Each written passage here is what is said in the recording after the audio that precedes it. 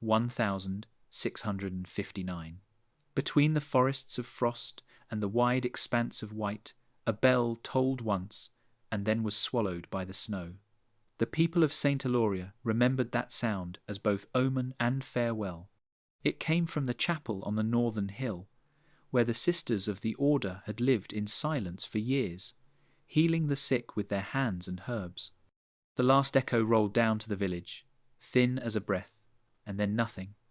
No smoke, no screams, no birds, just the quiet so vast it could crush a heart.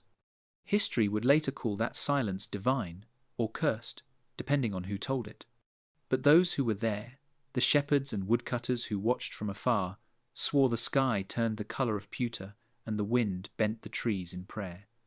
They saw no fire, no army, no storm, only snow falling heavier and heavier until the chapel disappeared. For days the bell did not sound again, and when the priests came to investigate, they found the door sealed by ice, thicker than stone, the windows white with frost from the inside.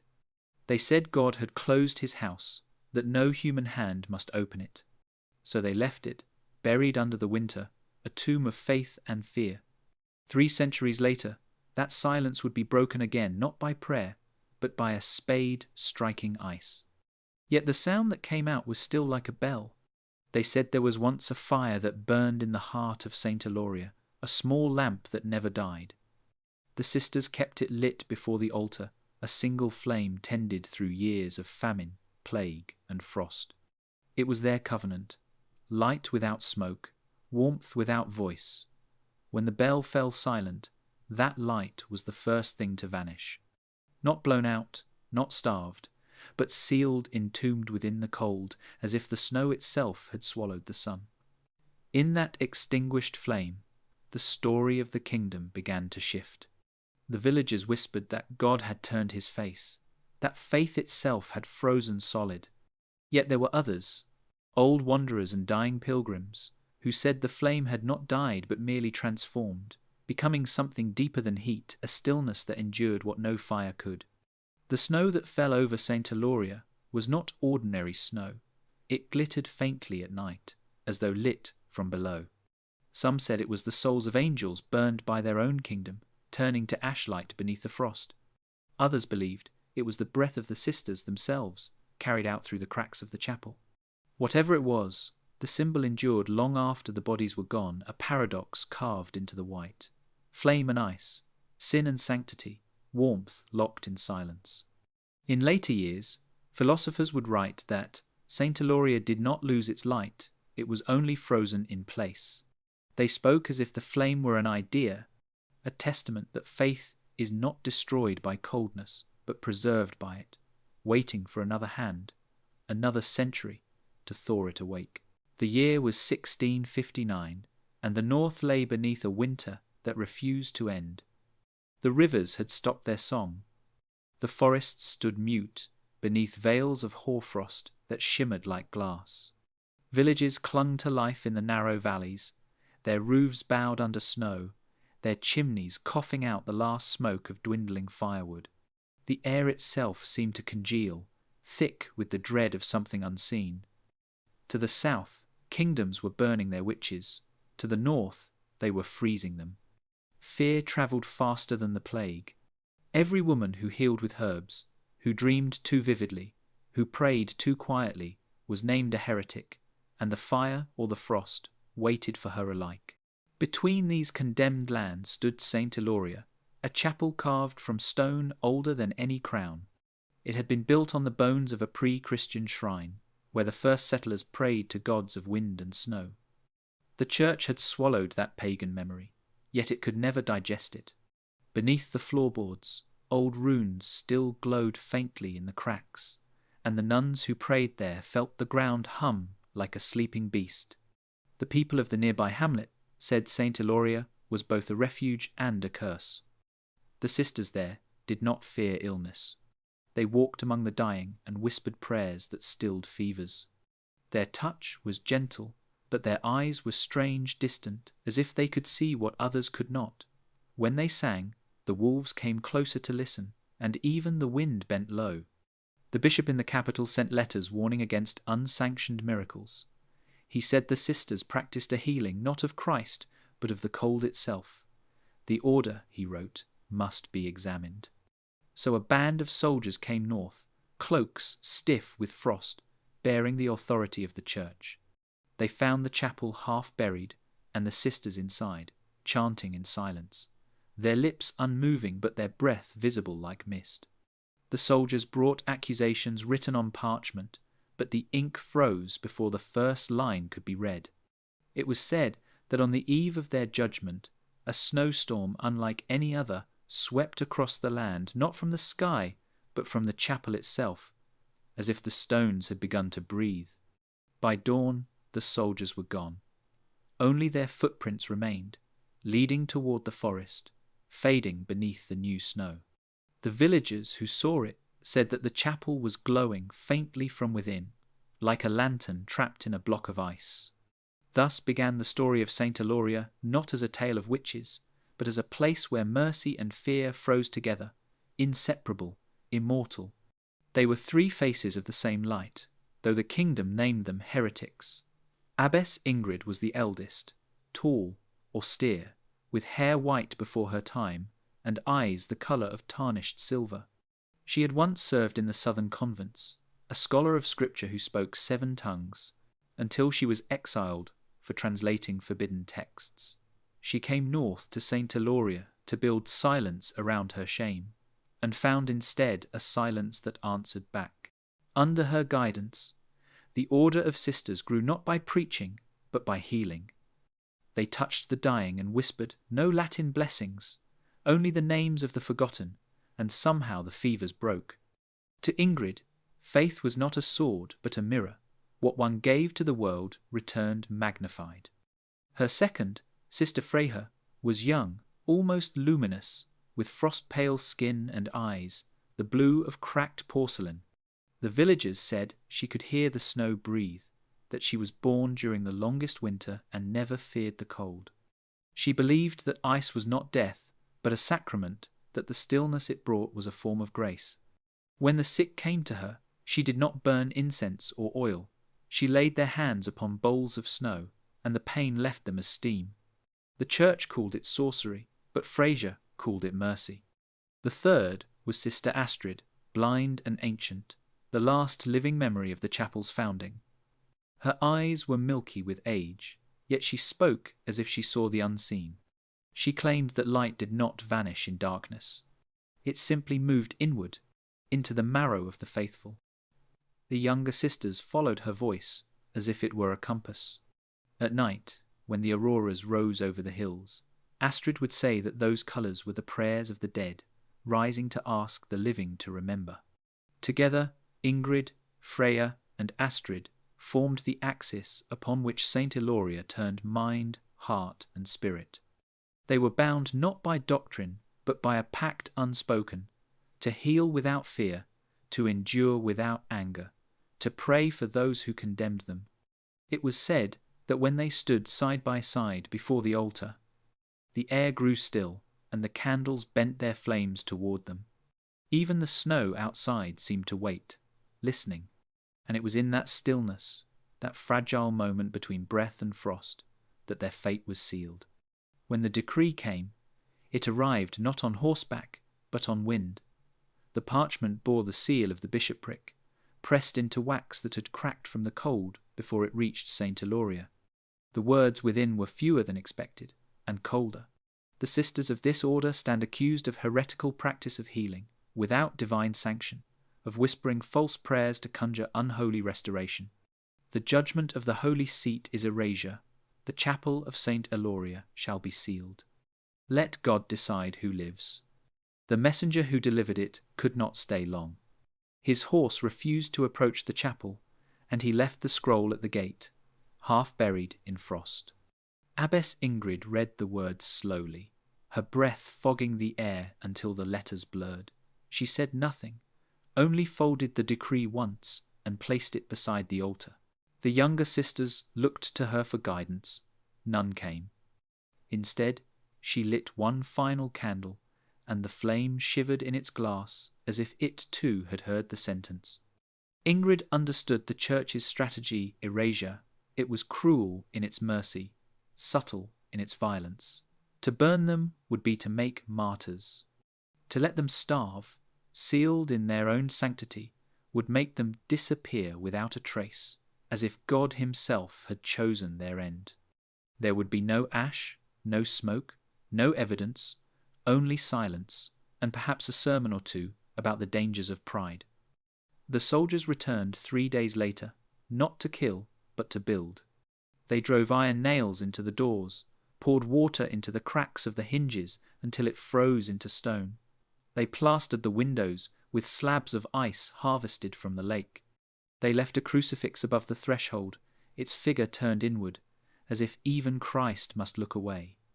When they finished, they stood back and crossed themselves, their breath rising in pale halos. One asked whether it was right to leave them. The captain answered, "If they are holy, he will keep them. If not, the snow will." Then they departed before dusk, leaving behind a silence so thick it seemed alive. Inside, the sisters did not cry out. They prayed. But their prayers were no longer directed upward. The roof, the walls, even the air seemed to press down, muting sound. Ingrid told them that if God would not hear them through the sky, then he must hear them through the earth. Sister Freya placed her hands upon the floorboards and whispered something that sounded like a lullaby, though the words were older than Scripture. Sister Astrid, blind, lifted her face toward the cold and said, "Do not fear what freezes, for it cannot burn." Around them, the candles flickered slower, as though caught in syrup. The fire in the hearth made no smoke. It was said that the final thing they did before sealing themselves entirely was to strike the bell 3 times, once for mercy, once for faith, once for forgiveness. Then even the wind stopped listening. Outside, the villagers watched from afar, crossing themselves as the chapel became one with the snow. To them, it looked less like a punishment and more like a burial, a white tomb rising from the valley. The bishop's letter would be read in the capital as proof of righteousness. The Lord's judgment was done. But the peasants whispered a different gospel, that the church had not killed its angels, it had only locked them away, waiting for a colder God to find them.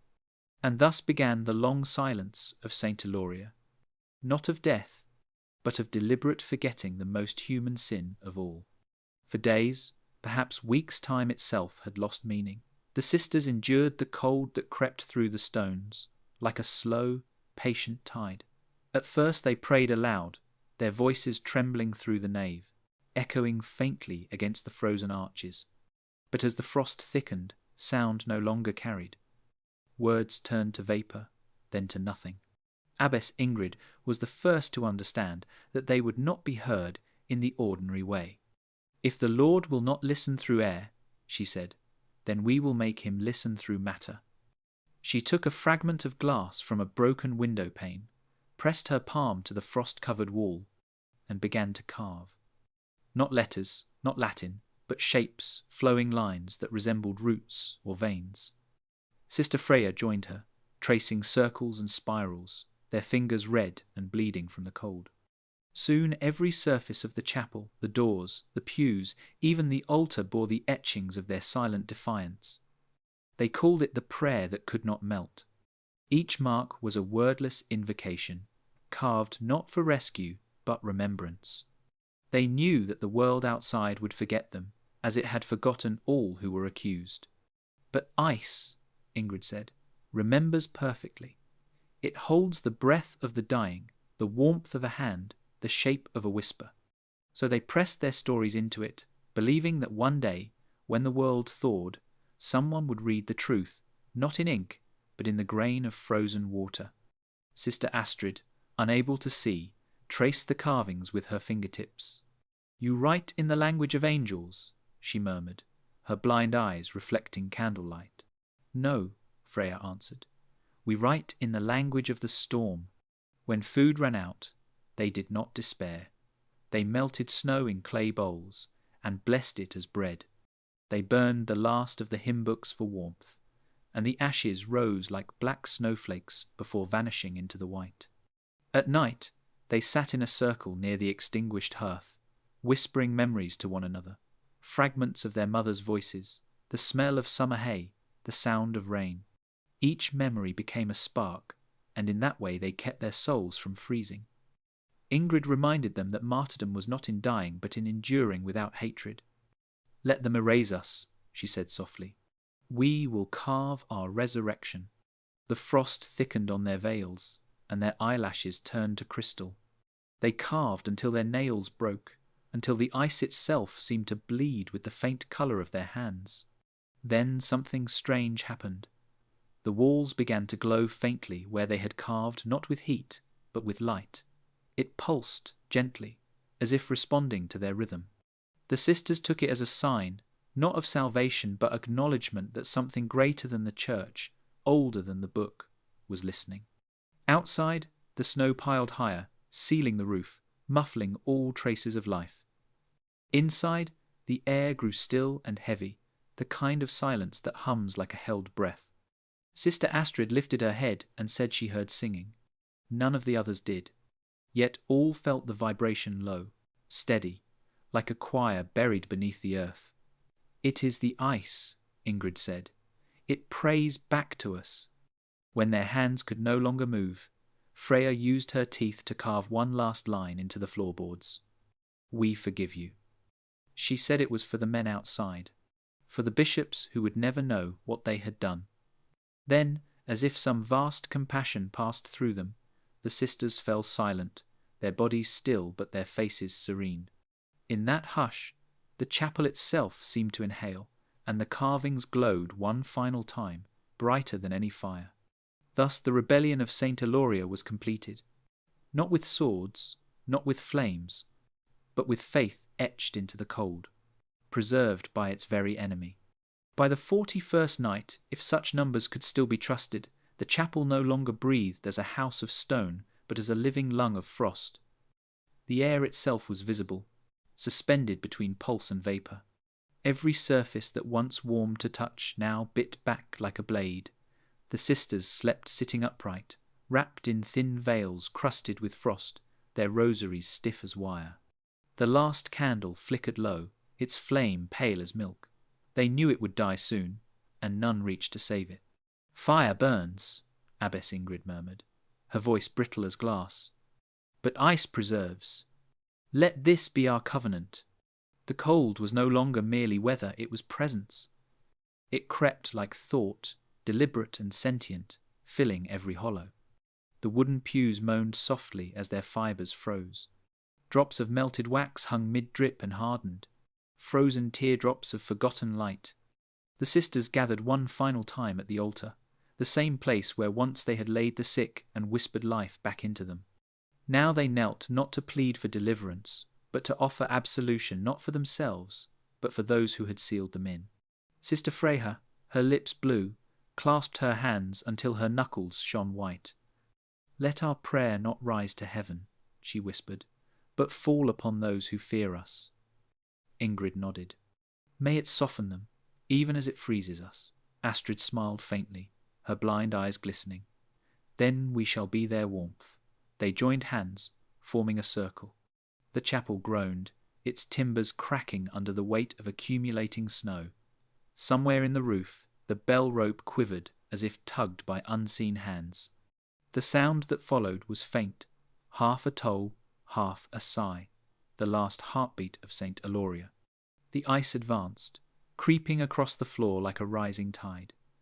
It swallowed the altar cloth, devoured the wood, and climbed the sisters' robes inch by inch. When it reached their wrists, they did not flinch. The contact was not pain but transformation, a baptism of stillness. Ingrid's breath came slow, her words measured.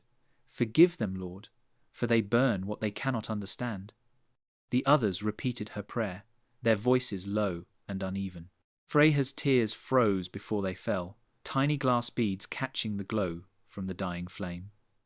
Astrid raised her face toward the soundless heavens and said, "He is not above, but within."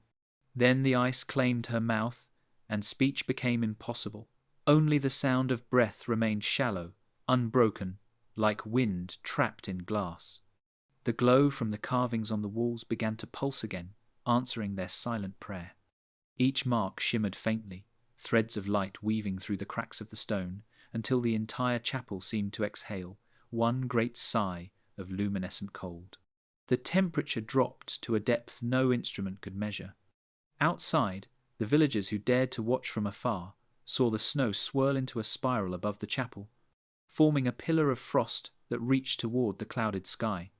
Some said they heard singing within it, not human, but neither wholly other. It was a harmony without words, a melody of breath and silence. The men crossed themselves and fled, leaving the valley empty. Within the chapel, the last candle extinguished, not with a flicker, but with a sound like inhaling. For a moment, darkness was absolute. Then, as the final act of grace, the frost around their hands melted just enough for their fingers to interlace fully, a single chain of touch before oblivion. When the ice closed over them entirely, sealing flesh and faith alike, something curious happened. The bell tolled once more. It was faint, muffled by tons of snow, yet perfectly clear. Its tone was not mourning, but benediction, as though the chapel itself was forgiving the world on their behalf. And with that, Saint Eloria ceased to exist in time. The wind moved across the valley, carrying no scent, no echo, only the memory of light.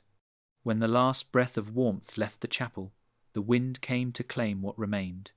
It began as a whisper, sliding through the cracks of the frozen walls, curling between the frozen pews like a serpent tasting the air. Then, as night deepened, it grew teeth. The valley filled with a sound unlike any storm before it, not the howl of weather, but the cry of something trapped between death and remembrance. The villagers, huddled miles away, heard it and fell to their knees, believing it to be the shrieks of witches condemned. But those who had once walked the paths to Saint Eloria knew it was not screaming at all. It was singing the kind that could shatter glass and mend a soul in the same breath. The wind had found the sisters' voices, frozen mid-prayer, suspended in the air like unseen threads. Now it drew them out, one by one, and carried them across the white world. Each gust that tore through the valley bore the shape of a word: mercy, forgiveness, sorrow, grace. To the unknowing, it sounded like torment. To the knowing, it was intercession. As the wind roared over the snowfields, it found resonance within the hollows of the chapel's ice, and the carvings on the walls began to vibrate faintly, their shapes emitting tones no human ear could wholly decipher. A scholar centuries later would write that the phenomenon resembled voices carried through crystal, a natural echo caused by trapped air. But in the moment of the storm, it was something else entirely. It was the breath of the erased, speaking through nature's lungs. The soldiers who had sealed the chapel never returned, yet one, it was said, left behind a journal. In it he described waking to the sound of wailing, the sky alive with ribbons of light that flickered like auroras, though there was no sun to feed them. The wind itself burns, he wrote, and it calls my name.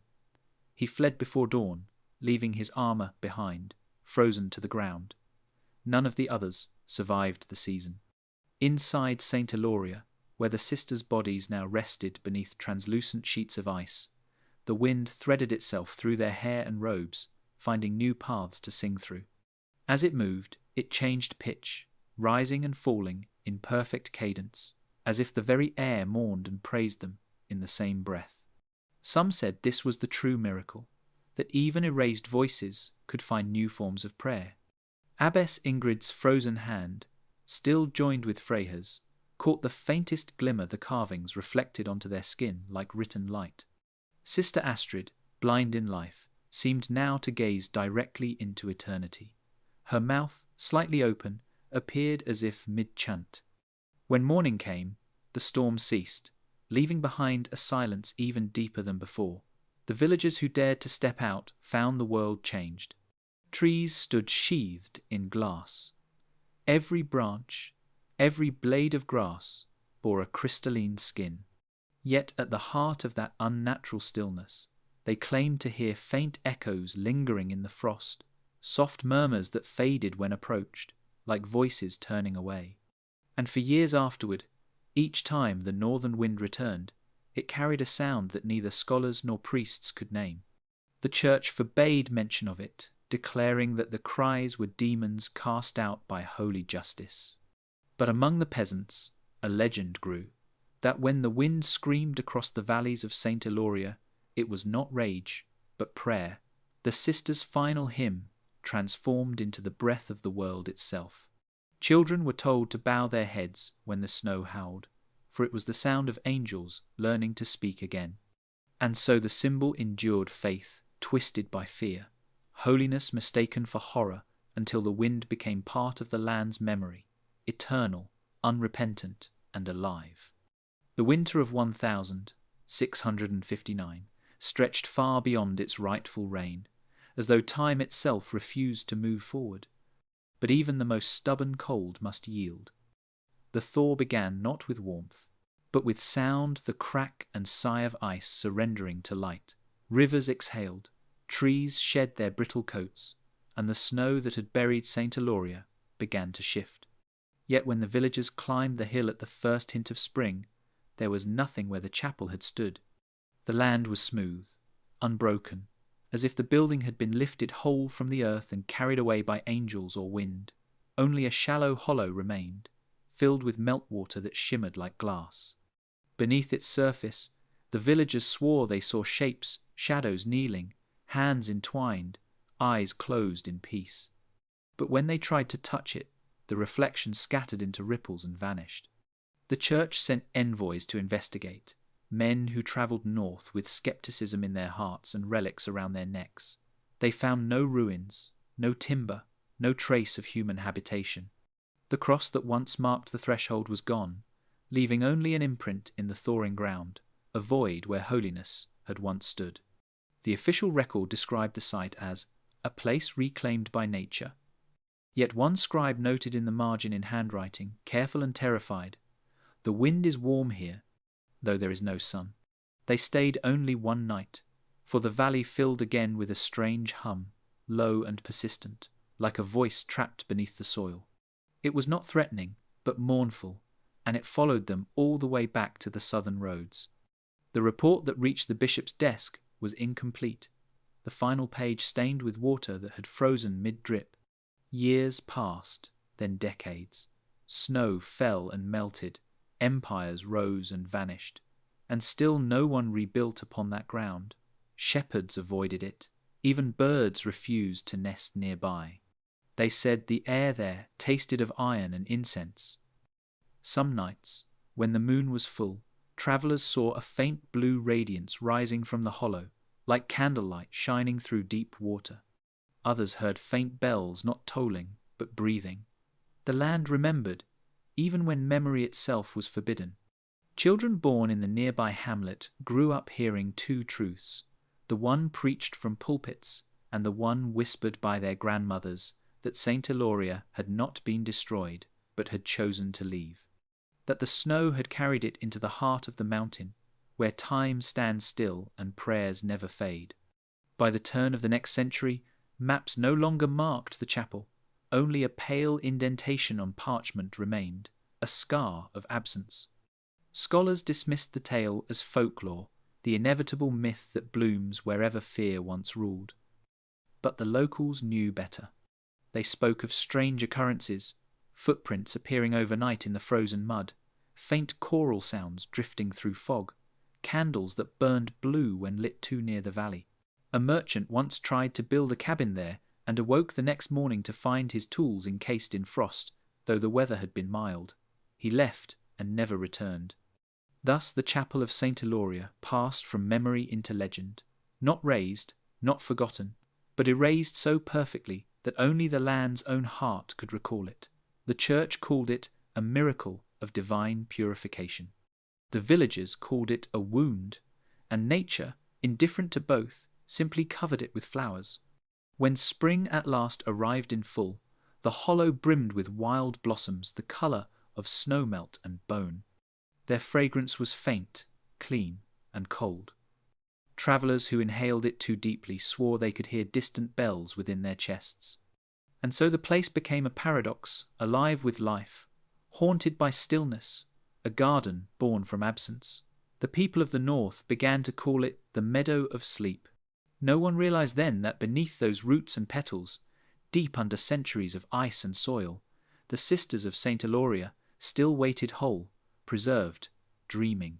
3 centuries later, in the spring of 1991, a team of geologists from Uppsala University arrived in the Forgotten Valley, searching not for faith, but for data. The region had long been marked on climate maps as an anomaly, permafrost surviving far below the latitude where it should have melted. Satellites detected patterns of subglacial reflection, inconsistent with natural formations, almost geometric in symmetry. To the scientists, it was merely an academic curiosity, a question of physics and soil. To the land, it was the stirring of a buried memory. They set their base on the meadow, driving metal stakes into ground that hummed faintly under pressure. No birds sang, though it was high spring. The first excavation revealed layers of ice older than expected strata, unbroken by the usual sediments of centuries. Each cut of the drill released a low, almost tonal vibration. Some joked it sounded like music. Others fell silent, sensing something sacred and unwelcome. By the 5th day, their instruments struck resistance. The ice gave way to emptiness, a void where solid ground should have been. They lowered lights and cameras into the gap and found shapes, at first abstract, then unmistakably human. 14 figures, perfectly preserved, kneeling in a circle, their hands joined. Their robes were white, their veils intact, their faces serene, uncorrupted by decay. Even the candle wax scattered at their feet was still soft to the touch, as though hours old. It was not a crypt, nor a tomb, but a moment frozen mid-prayer. One archaeologist, a young woman named Lena, wept as the camera panned across the faces. "They're not dead," she whispered. "They're waiting." The team leader dismissed her as overtired, though he could not explain the heat signatures that flickered faintly around their clasped hands. The ice had melted in precise rings where their skin met. They documented everything with care, as science demanded. Yet their tools began to fail. Batteries drained, lights dimmed, sound distorted into static that sometimes resembled whispering. The older locals they'd hired as guides refused to approach the pit after nightfall. They said the wind had begun to speak again. One man claimed to hear the toll of a bell beneath the ground. Another said he felt warmth rising from the ice when he stood above the figures. The scientists laughed nervously, but none slept easily. On the 7th night, Lena returned alone to the dig site. She placed her palm against the frozen edge and felt a pulse, faint but deliberate. In that moment she knew not through reason, but through recognition, that these were not relics of superstition, they were witnesses. When word reached Stockholm, journalists descended on the site. Headlines called it the Frozen Nunnery, the Miracle of Saint Eloria, the Arctic Witches Unearthed. The church, caught between shame and curiosity, sent a delegation of historians to examine the remains. Their report, never officially released, noted that none of the bodies bore signs of violence. No burns, no bindings, no struggle. It was as if they had simply chosen to remain in prayer until the world turned to glass around them. Samples of the surrounding ice revealed traces of pine resin and beeswax substances used in ancient candle rites, yet chemically fused into the ice itself. The phenomenon defied explanation.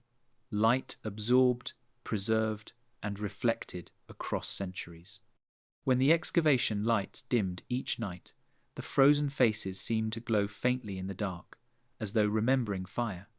Cameras recorded it, scientists denied it, priests prayed before it. For all their instruments and methods, none could escape the feeling that they were trespassing upon a covenant that had never ended. And when they finally withdrew, sealing the site once more for safety, Lena stayed behind. She sat at the edge of the pit, watching as the wind moved gently through the meadow. In its low sigh, she thought she heard voices not lamenting, not pleading, but welcoming.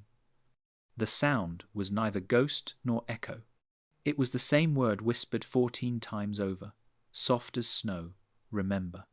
On the 12th day of the excavation, as the sun slipped behind a veil of thin grey cloud, one of the younger researchers noticed a faint pattern carved into the wood, embedded along the pit's northern edge. It was part of what seemed to be an old beam, half fossilized in the permafrost, its grain glinting under the worklights like veins of bronze. The team brushed away the layers of frost with the tenderness of surgeons. Beneath the film of centuries, the letters emerged, not Latin, not modern script, but runic, the angular language of the Old North. Lena recognized it first, tracing each symbol with her gloved hand as she whispered the translation, Ljós sefur is. Light sleeps in ice. The words shimmered faintly, as if the frost itself exhaled. No one spoke for a while. The meaning was simple, yet no translation could capture its weight. It was both elegy and declaration, a theology carved not into paper, but into permanence. They photographed the inscription, sent it to the university, and received a flurry of academic responses. Some called it apocryphal, an artifact of pagan heritage, predating Christianity. Others claimed it a late medieval imitation. But Lena saw in the shape of the runes something older than language itself. The letters looked like figures kneeling, hands extended toward one another, connected by invisible threads. This was not written to be read, she said quietly. It was written to be remembered. She asked if the beam could be removed for preservation, but the ice refused to release it. Each attempt to pry it loose resulted in cracks appearing elsewhere, as though the structure resisted separation, demanding to remain whole. That night, long after the others had retired to their tents, Lena returned with a flashlight. She knelt by the inscription, her breath clouding the air, and held the light steady. The beam's surface began to thaw slightly, droplets forming along the grooves of each rune. The words seemed to breathe, expanding and contracting with the rhythm of her pulse. She felt as though the chapel, or what was left of it, was speaking to her not in sound but in presence. The phrase echoed in her mind, light sleeps in ice, light sleeps in ice, until the boundaries between metaphor and revelation blurred. She realized that the message was not an epitaph, but a promise. Light did not die in the cold. It waited, preserved, intact, patient. In her notebook, she wrote, "They did not fear the freeze. They made it their prayer. The ice was never their prison, it was their scripture." When she looked up again, her flashlight flickered and died. Yet the runes continued to glow faintly, pale as breath in moonlight. The wind outside shifted, pressing against the tent walls of the camp, carrying a sound halfway between whisper and sigh. The others stirred in their sleep, uneasy, though none could say why. By morning, the inscription had refrozen entirely. Yet when the sun struck the ice just right, it refracted the light through the runes, projecting faint beams across the pit, forming what looked like a circle of fire suspended above the kneeling figures. The scientists called it refraction. The priests called it grace. But in the silence that followed, even the skeptics could not deny that something deliberate lingered there, as if the chapel itself had marked its message, knowing the centuries would one day find it. Later that afternoon, Lena was heard murmuring the phrase under her breath as she recorded data, Ljós sefur is. She said it once in awe, once in sorrow, and once though no one else dared to repeat it in prayer. And when the wind rose again that evening, brushing over the valley in a single slow breath, the frost on the tents shimmered as if answering back. When the forensic lab in Uppsala received the samples from Saint Eloria, they expected to find nothing more than typical organic residue candle wax, hardened by cold, pine resin absorbed by the soil. What they discovered instead defied every expectation of chemistry and faith alike. The wax was not mineralized, not decayed. It was pliant, almost alive, holding the faint scent of honey and ash. Under magnification, its structure shimmered like frozen smoke, its molecular chains impossibly long, interlaced with particles of conifer resin that had fused into crystalline networks. The chemical report described it as a medium of preservation unknown to recorded practice. Yet it was more than material, it was intentional. Mixed into the resin were microscopic traces of iron oxide, the same pigment once used in illuminated manuscripts to render halos and divine fire. Someone had made this wax not simply to burn, but to remember the act of burning. Lena watched the analysis in silence. When the technicians placed the fragment under UV light, the wax emitted a faint luminescence, pulsing softly, almost breathing. She leaned closer, realizing that the glow intensified when the room grew colder, as if warmth diminished it. It was, paradoxically, a flame that fed on absence. She recalled the inscription carved above the pit, "Light sleeps in ice," and understood the Sisters of Saint Eloria had discovered a way to preserve illumination, not through heat, but through suspension. Their candles were not instruments of fire, but of faith light folded into matter, safe from corruption. Later, combing through old ecclesiastical archives, Lena found a marginal note in a 17th century church ledger. Saint Eloria uses wax of the North Pine, mixed with sap and sanctified resin. It burns slower than sin and leaves no smoke. The line had been struck through by later censors. She read it aloud and realized it was both record and warning. The church must have known, even faintly, what the sisters had done, transforming the act of devotion into an alchemy of endurance. Fire, in their theology, symbolized purification by destruction. Ice, however, purified by keeping. The resinous wax was the bridge, a way to trap the divine spark without allowing it to consume. Back at the site, under the white glare of the floodlights, Lena held a recovered candle stub between her gloved fingers. The wick was intact, blackened only at the tip, yet cold to the touch. Out of instinct rather than protocol, she whispered a match across it, the smallest gesture of curiosity, and for a moment, nothing happened. Then the flame appeared, pale and soundless, flickering without heat. It cast no shadow, no scent, yet filled the air with the subtle resonance of a bell. Her breath caught. The others gathered, transfixed. The light swayed once, twice, then steadied, not bright, but impossibly constant. They watched as the temperature around them dropped. Their exhalations turned to mist, frost gathering on the edges of their instruments. Still the flame endured, undiminished, feeding on the cold. "It burns on stillness," Lena whispered. They taught light how to wait.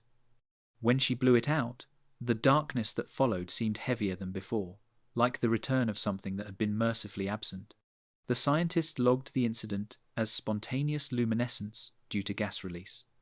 But no one could explain why the video equipment recorded a faint hum overlapping with the image, a harmonic tone precisely matching the bell of Saint Eloria, whose frequency had not been heard in 300 years. That night, Lena wrote a final note in her field journal. Their light was not lost, it was entrusted. The wax holds their prayer, the resin their resolve. The flame is faith made patient. She did not sign it, but when the team returned weeks later to collect their instruments, they found her notebook frozen solid, lying atop the altar of ice where the inscription had been.